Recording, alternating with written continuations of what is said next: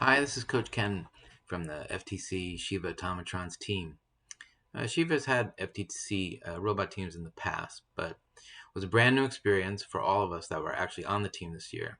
And we were all rookies, except for Coach Andrew, who was an invaluable resource for the team this year. Despite this, we continued to uphold Shiva's tradition of excellence, winning not one but two awards. We won the Inspire Award, which is given to the team that is a strong ambassador for FIRST programs, a role model team. And we were awarded the second place Think Award, given to the teams that best embody removing engineering obstacles through creative thinking. So I want to just thank all the team members and definitely their parents for all their hard work and dedication through what was a difficult season for everyone. We were able to meet in person. We all stayed safe.